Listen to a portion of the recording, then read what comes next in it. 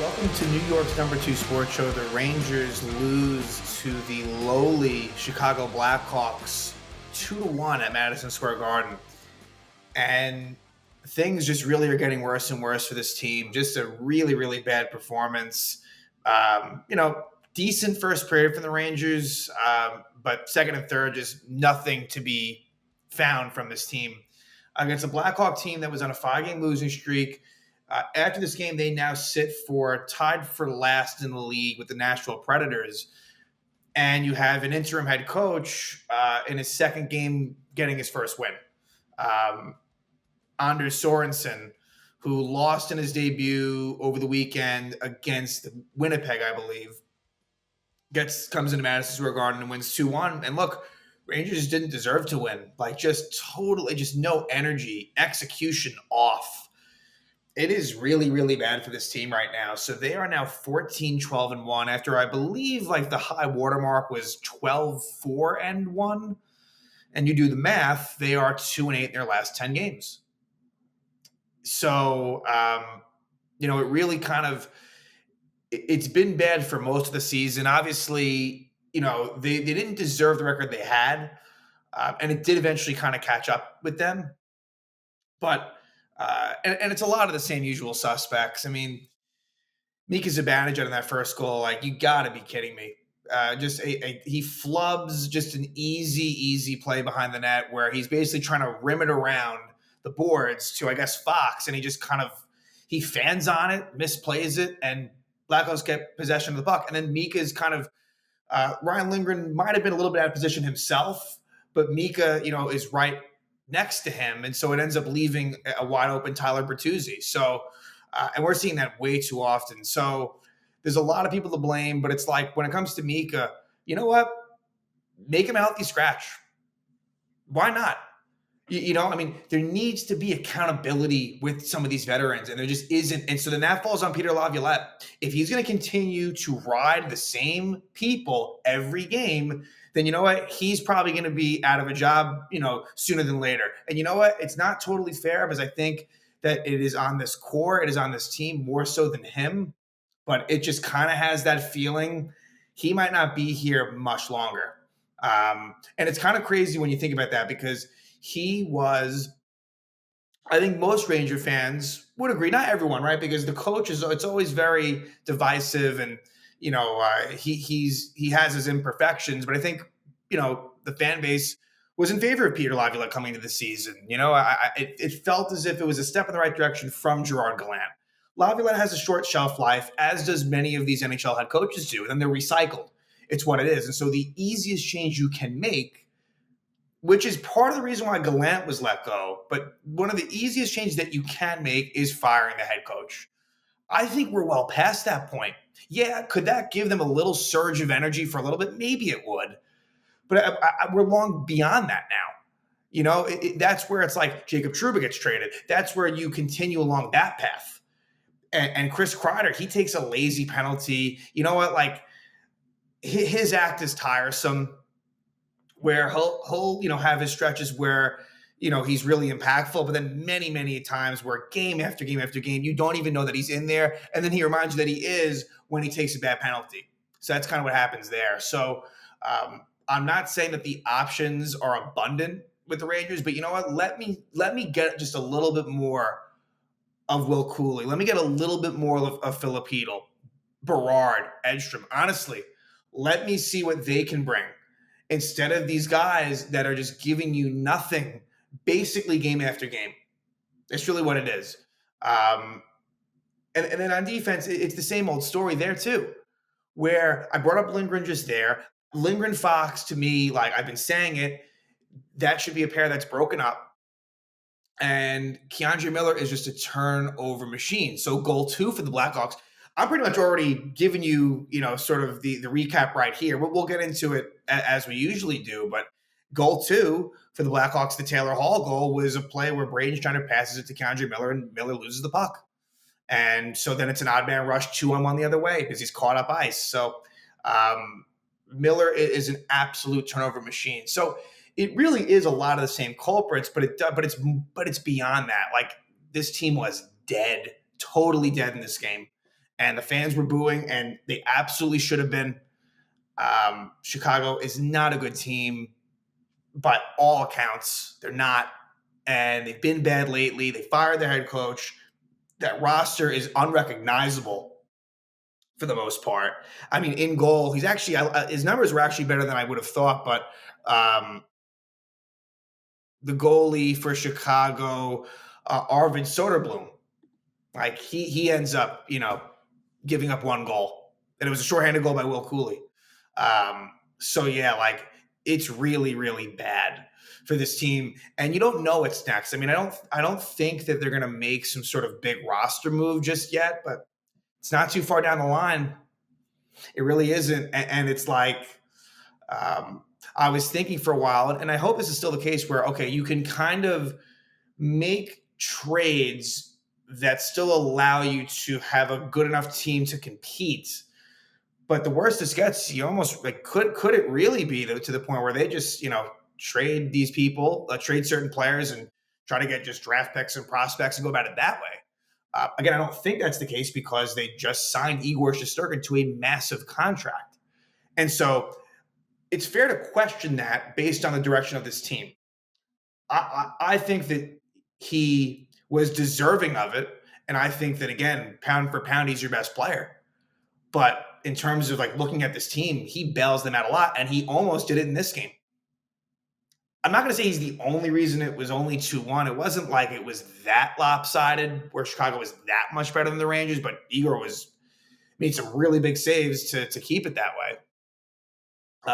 As far as the lineup, Brett Berard back in, Jimmy Vesey healthy scratch. So we've seen that a lot now, to the point where I guess, and not that it couldn't expand beyond this, but Vesey and Brodzinski are kind of the odd men out as long as they're going to, like, let's say, they keep Berard in the lineup, which I want them to. I still do wonder if Berard gets sent down. Let me see what his time on ice was in this game.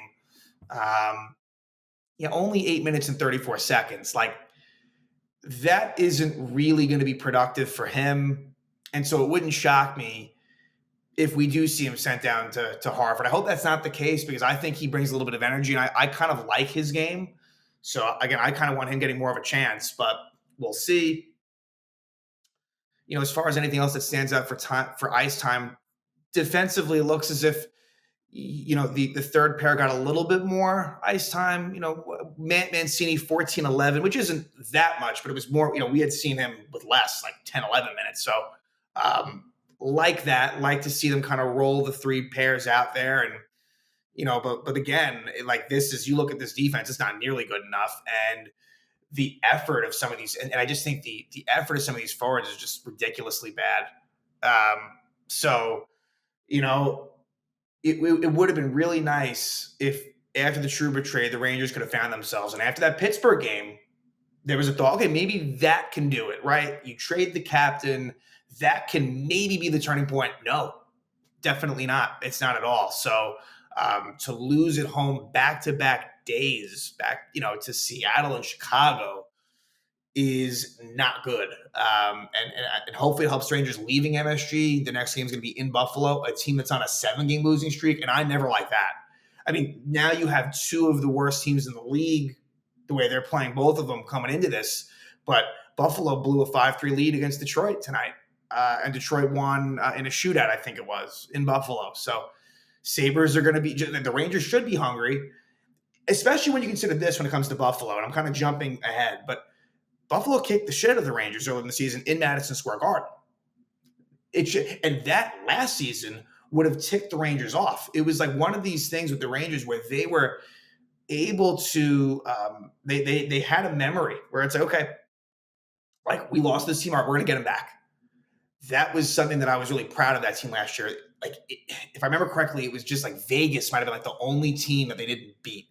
Maybe there was someone else, but honestly, I think it might have just been them. Like, they did a really good job of getting what was theirs. And again, it's so the parallels are really there. It's nothing is exactly equal, but the 22 Rangers is to the 24 Rangers as the 23 Rangers is to the 25 Rangers. In other words, years one and two of Gallant is looking like years 1 and 2 of Laviolette, where it's just they're unable to kind of get to the final with after a pretty inspiring run on both years. I mean, the first one was more unexpected, but still, like you're coming off of a President's Trophy, and even the most pessimistic Ranger fan couldn't have seen it going this wrong.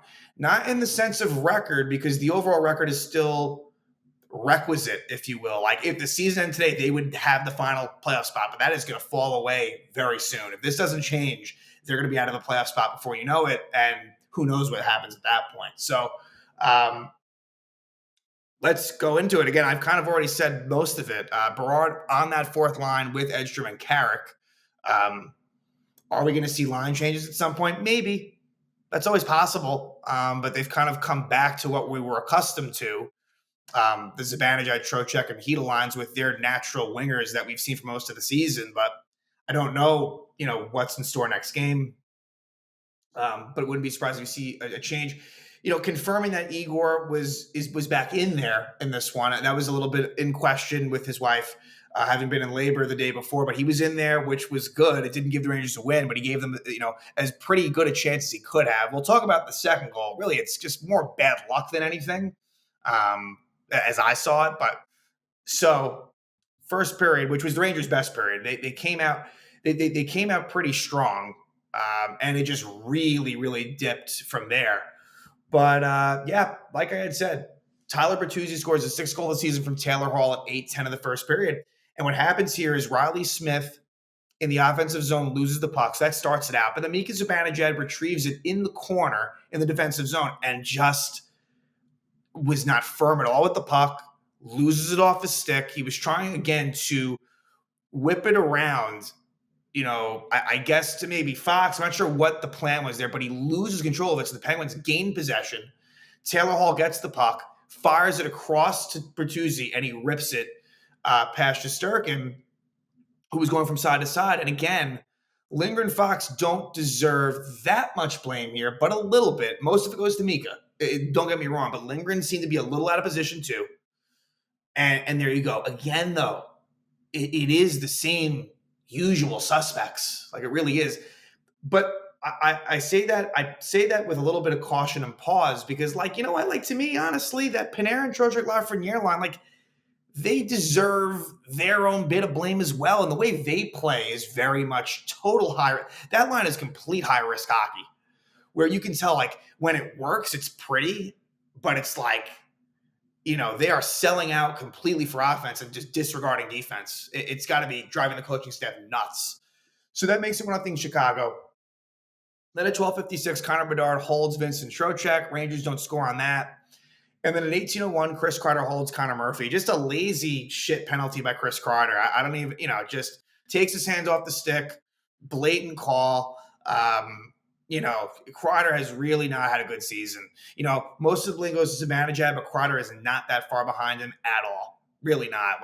There is no, these are the leaders of the team, which is kind of a problem in and of itself. There's a reason why neither of them got the C. There's a reason why Jacob Trouba, we became used to it, but that was random. Jacob Trouba, when that happened, it's okay. I didn't really see that coming, considering that Jacob Trouba was not, in terms of, usually it goes to some of your better players or ones that have been there for a while. Jacob Trouba did not qualify for either of those things. But absolutely, not giving it to Zibanejad or Kreider was the right thing. Neither of them are captain material. I think us fans know that. I know that there's probably going to be some pushback on Kreider, but Kreider, he's not. He isn't love what he's brought to this team for a long, long time now. It's been over a decade. We first saw him in 2012, but that's not him. That's not him. And the Rangers need to find that person at some point.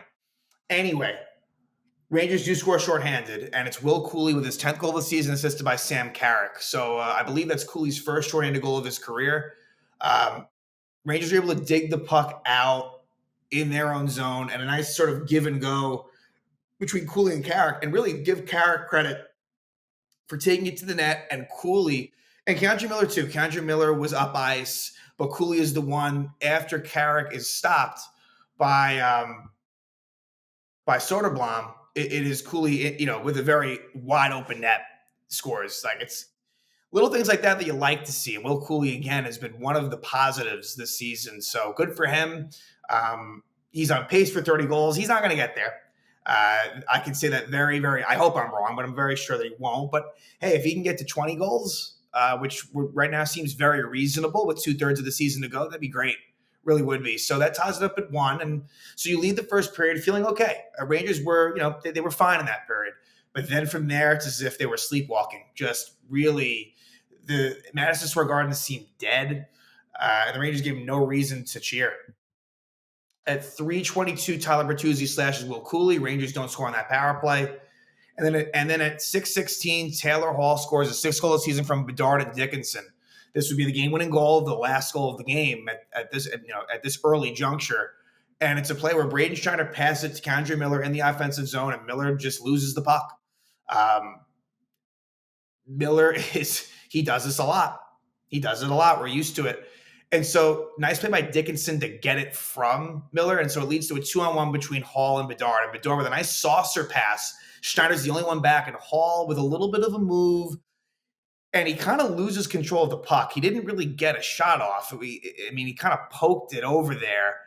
And Igor essentially puts it into his own net. Igor slides over, and Igor it goes off of Igor's stick and then his skate and in.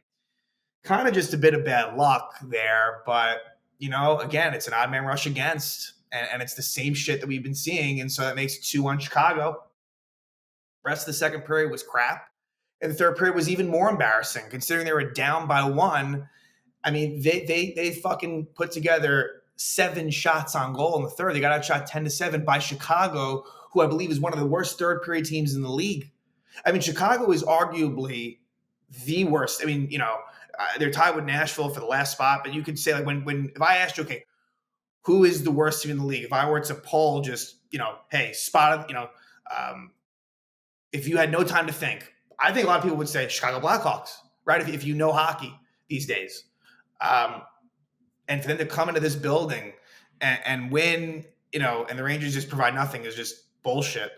So at 3:50, Adam Fox is called for high sticking Jason Dickinson. And with Fox, again, like there's a lot more there to be desired from Adam Fox. I feel like a lot of the times I excuse him possibly, but yeah, he has not been good enough for sure. He's like the guy. He was always the guy, even when they had Trouba, but now even more so. He is really, especially with Lindgren's days with the Rangers, really not being that much longer. Like Adam Fox, he is the staple of that defense. And it's just like, again, that's another player where it's like, okay, Adam Fox, is he captain material? No, he isn't. He really is not. So Adam Fox with a high sticking penalty. And yeah, just the rest of the way, just not nearly enough going. The Rangers pulled the goalie. Kreider had a good chance, maybe 10 seconds left. There was like maybe 2 good chances for the Rangers in that like whole third period. So Chicago wins 2-1. That's it. And so like I said, it sets up a situation where it's Rangers at the Sabres, and it's a national game on TNT. So people get to witness 2 of the, most struggling teams in the league. Rangers 14-12-1, Sabres 11-13-4. Sabres are on a 7-game losing streak. It seems as if they've been losing a lot of close games. I think 3 of those games have gone beyond regulation. So it's not as if they're getting like pulverized at all, Buffalo. I don't want to make it seem like that, but the fact is 7-game losing streak is a 7-game losing streak. And the Rangers, again, what was the final score? Was it 5-1 in that first game they played against them? 6-1. On November 7th, they lost 6-1 at Madison Square Garden. So a little over a month ago, that happened. And that was when the Rangers were winning hockey games. So, this team's got to be feeling the pressure. Peter Laviolette, the roster, everyone. Like, the Rangers have been a team with Jim Dolan and I guess Glenn Sather when he was here, even though he's gone, I still feel like he's there. But anyway, like changes could happen sooner than you'd think.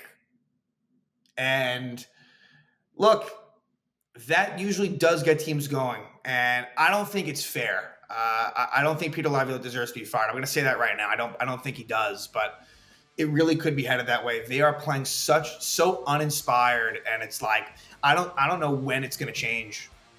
I'm not confident that it's going to change anytime soon. They're just going through the motions. So yeah, this is, Rangers had a lot of bad losses. This is up there as one of the worst.